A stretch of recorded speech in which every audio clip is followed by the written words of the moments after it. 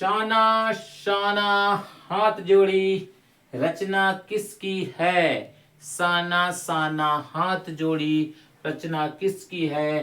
तो मधु करिया की है। मधु का पति करिया है, कलूटा है। कैसा है? करिया है, कलूटा है। और साना साना हाथ जोड़ता है।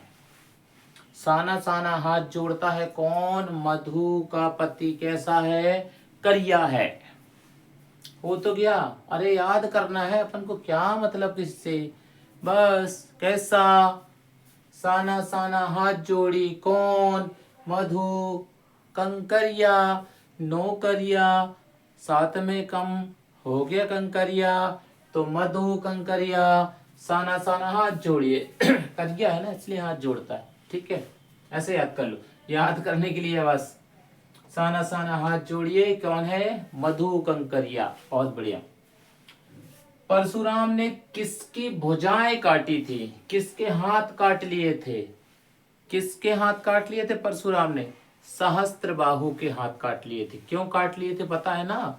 उनके पिताजी के आश्रम से जोर जबरदस्ती करके बलपूर्वक गाय ले गया था। कौन? सहस्त्र बाहु।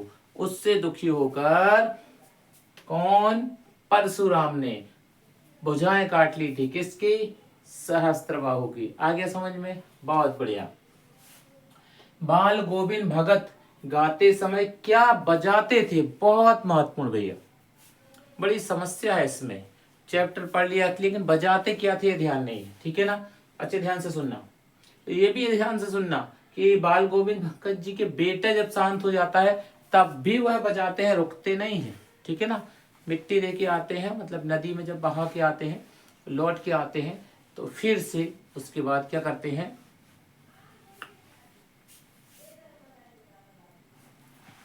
बेटे की मृत्यु हो गई लेकिन रुके नहीं बजाते हुए। बजाते क्या था? खंजड़ी। क्या बजाते थे? खंजड़ी। याद है खंजड़ी? टिक टिक डिंग टिक टिक डिंग टिक बजती है। देखा है कभी? हाँ, तो अभी देखा आपने वीडियो में ना। अभी इसके बाद जो बनाऊंगा उसमें खंजड़ी दिखा दूंगा आपको। ठीक है? खंजड़ी बजाते थे कौन? बाल गोविंद। याद रखना, ढोलक नहीं बजाते थे, तबला नहीं बजाते थे, हारमोनियम नहीं बजाते थे। बजाते क्या था? खजड़ी। खजड़ी याद रहेगा? हाँ जी, बहुत बढ़िया। भारत का स्विट्जरलैंड किसे कहा जाता है? लो भैया, भारत का एक स्थान है जिसे लोग स्विट्जरलैंड कहते हैं। वाह, बल्ले बल्ले। किसको बोलते हैं स्विट्जरलैंड? किसको? किसको? तो ये है कटाव को। हटाओ, याद कर लो, कटाव। ठीक है? क्या है? कटाव जो क्षेत्र है उसे स्विट्जरलैंड कहा जाता है, क्योंकि ये बहुत सुंदर है प्राकृतिक रूप से। ठीक है? झरने, पेड़ पौधे इससे बहुत सुंदर है, इसलिए इसे कहा जाता है क्या? स्विट्जरलैंड। कहाँ का? भारत का। काशी किसकी पाठशाला है? मतलब काशी में क्या पढ़ाया जाता है भाई? सीधी बात है। काशी की पाठशाला में क्या पढ़ाया जाता है? क्या है काशी पाठशाला? तो संस्कृति की पाठशाला है। वहाँ संस्कृति पढ़ाई जाती है, मतलब संस्कृत पढ़ा के उनके मंत्रों को पढ़ाया जाता है, उनके नियमों को बताया जाता है और भारतीय संस्कृति से परिचय कराया जाता है। तो काशी किसकी पाठशाला है? तो संस्कृति की। ठीक है? चलो भैया आगे। मैं क्यों लिखता हूं? मुझे क्या पता क्यों लिखता हूं। ये भी कैसे कैसे प्रश्न पूछ लेते हैं यार भाई। देखो, मैं क्यों लिखता हूं, अब तुम जानो ना तुम क्यों लिखते हो, मुझे क्या पता यार भाई। लेकिन अब लिख दिया तो पढ़ना पड़ेगा ना भाई, पेपर में आता है ना। कैसे कैसे लोग मैं क्यों लिखता हूं, तू जान भाई तो क्यों लिखता है, लेकिन अपन को पढ़ना है ना। ये रचना है मैं क्यों लिखता हूं के लेखक का नाम बताइए। अज्ञे है, अज्ञे। ठीक है? अज्ञे कौन है? अज्ञे। गे नहीं बोल रहा हूं, अज्ञे बोल रहा हूं, ध्यान से सुना।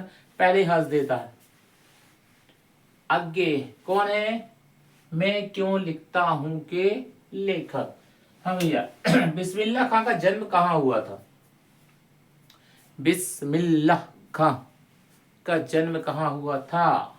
बिस्मिल्लाह खां का जन्म कहाँ हुआ था? तो वो हुआ था डुमराव में। डुमराव, याद रहेगा। डुम डुम डुम डुम राव राव राव, डुम राव डुम राव डुम राव, बिस्मिल्लाह खां डुम राव, बिस्मिल्लाह खां डुम राव। बिस्मिल्लाह खां का जन्म हुआ था डुमराव गांव में।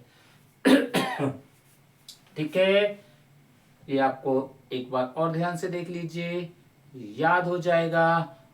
आप इसके बाद आगे के विकल्प देखिए।